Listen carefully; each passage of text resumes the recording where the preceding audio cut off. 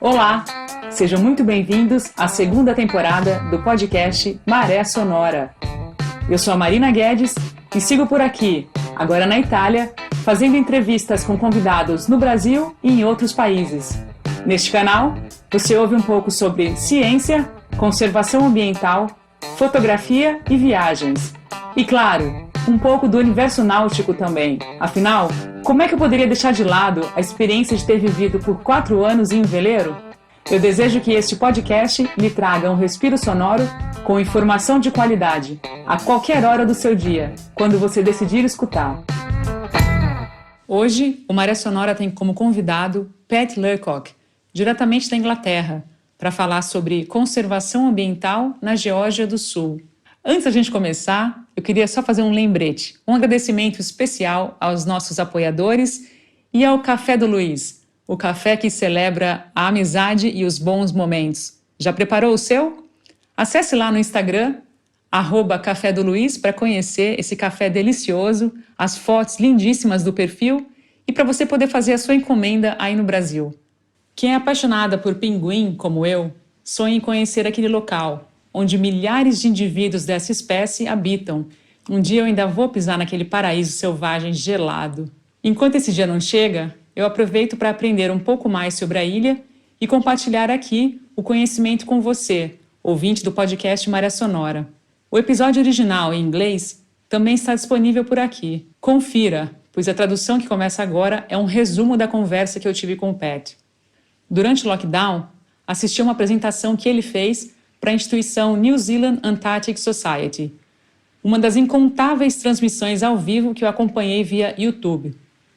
Na ocasião, Pat Leacock falou sobre um interessante projeto de conservação ambiental do qual fez parte, responsável pela erradicação de roedores, isso mesmo, ratos, que habitavam a Geórgia do Sul. Foi uma experiência única, ele contou, e a partir de agora eu traduzo para você, nesse primeiro episódio. A série terá mais uma parte, que eu vou lançar na outra semana, segunda-feira, em outro episódio aqui no podcast Maré Sonora.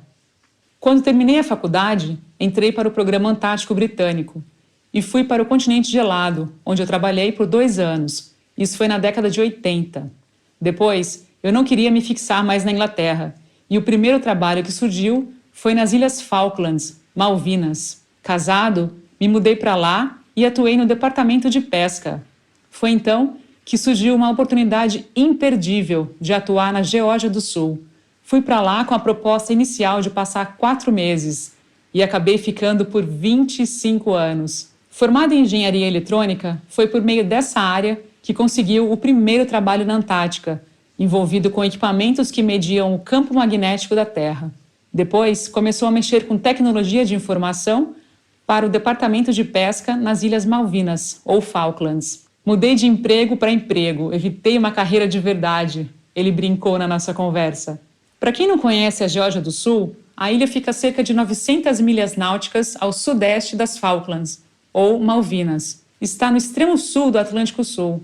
Tem cerca de 150 quilômetros de comprimento por 15 de largura. É formada principalmente por montanhas cobertas de neve. É como você transportar os Alpes até o meio do mar. Muito lindo. Povoada por pinguins, focas e várias espécies de aves, destacou o Pat. A riqueza de nutrientes nas correntes oceânicas que circundam a ilha permite a presença de riquíssima vida selvagem.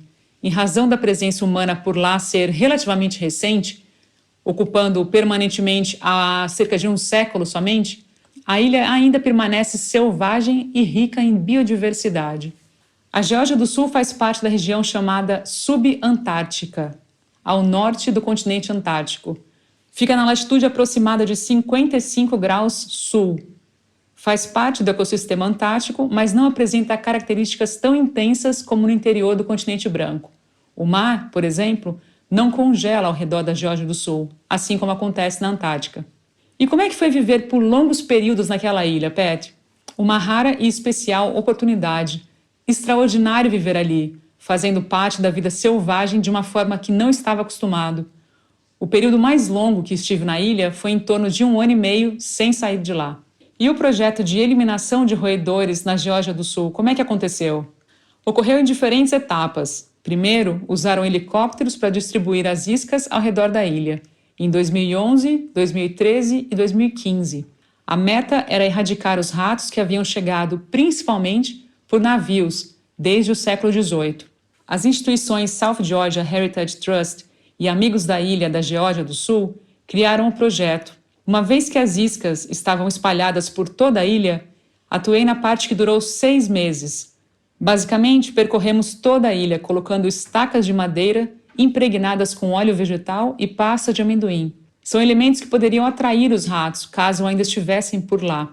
Deixamos essas estacas por algumas semanas e depois voltamos para saber se tinham sido roídas ou danificadas pelos roedores. 3 cachorros treinados também foram conosco. Felizmente, constatamos não apenas que os ratos não estavam mais por lá, como evidências de que as aves também estavam em recuperação e crescimento, já que não tinham mais os ratos como predadores.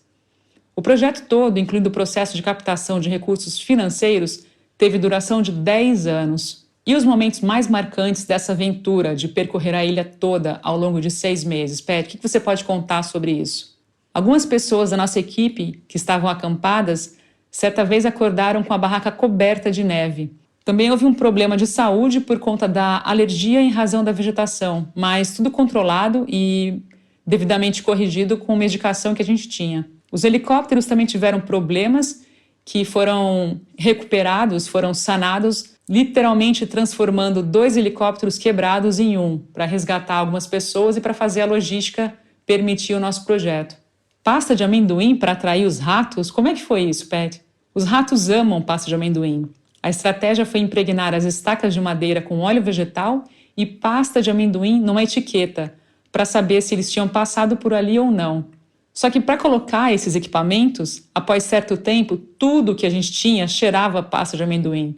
E eu acho que até hoje, ninguém do projeto tenha voluntariamente comido pasta de amendoim, pelo menos eu não. Não é possível saber quantos ratos haviam na Geórgia do Sul antes do projeto. O que se sabe é que realmente as espécies de aves que estavam sendo afetadas pela presença de ratos estão em maior quantidade e crescimento novamente. As iscas que usamos eram focadas nos ratos, e mesmo tendo comprometido algumas aves, o efeito do projeto como um todo, que eliminou os ratos da ilha, é superior à quantidade de indivíduos comprometidos com os venenos. E quais as causas de ratos na ilha? Muitos navios, desde os séculos 17 em diante, não podiam simplesmente voltar quando tinham um problema. O que aconteceu foi que muitos naufragaram por ali, e os ratos, eles podem nadar e sobreviveram na ilha, sem predador e com muitos animais ao redor para se alimentarem. Bom, você ouviu agora a primeira parte da entrevista com Pat Lercock. Na semana que vem, o segundo e último episódio dessa série. Para quem tiver curiosidade de ouvir a entrevista original, acesse o podcast Maré Sonora e confira a conversa com o Pat Lercock. Se você gostou desse episódio, compartilha com quem você achar que também vai gostar de ouvir essa história sobre a Geórgia do Sul. Tá seguindo o nosso podcast Maré Sonora? Clica lá em seguir, pois você ajuda muito e ainda fica sabendo sempre que um episódio novo for lançado. Muito obrigada por estar aí me ouvindo, um grande abraço e até a semana que vem.